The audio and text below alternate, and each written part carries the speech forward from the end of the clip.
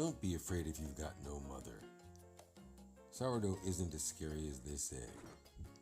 You can always start your starter a day or two before. All it takes is a little bit of yeast, some warm water, and a pinch of sugar to start it all off.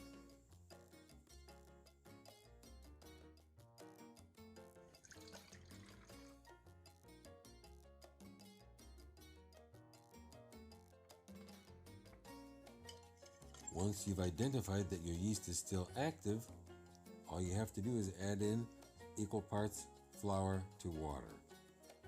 Here I'm using a half a cup of each, and then give it a little time. Once your flour, water, and yeast are combined, a day or two should be plenty of time to allow that yeast to work on the flour and turn sour through fermentation.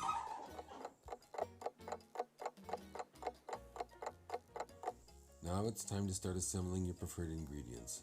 For this batch, I'll be using some garlic powder and dried onion flakes, since the fresh tend to inhibit the yeast growth. I'll also be tossing in some pumpkin seeds and sunflower seeds. Of course, you can use what you like.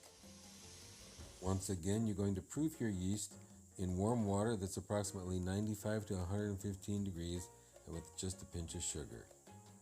Once that's active, you can toss in your starter and then the rest of your ingredients. The only key ingredient other than water, yeast, and flour is salt, and I'll be using about 1.5 teaspoons. As far as extra flavoring ingredients are concerned, you can use as much or as little as you like. And right around 2 to 2.5 cups of flour per cup of water. After a few minutes of kneading, you'll notice the dough will become elastic and start to clean the sides of the bowl. Then you're ready for that first rise.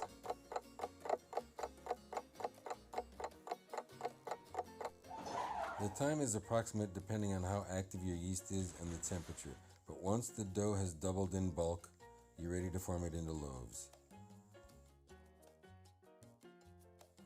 I make my sourdough simply by leaving it alone while it rises, or you can use the more laborious stretch and fold technique. Every 15 to 30 minutes, stretch and fold, stretch and fold.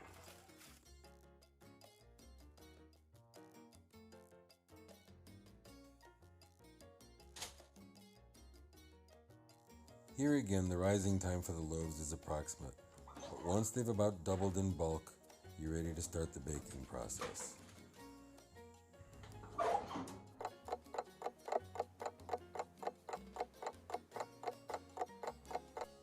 I usually toss in some water while it's baking to help give that crust a nice chewy texture, or you can bake in a Dutch oven, which traps the moisture coming off the bread as it bakes and has a similar effect.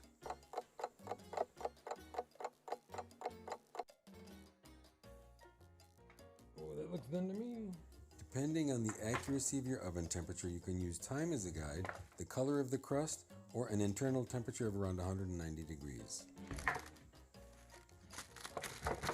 You know, you've really got it spot on when the bottom is just about as nicely browned as the top.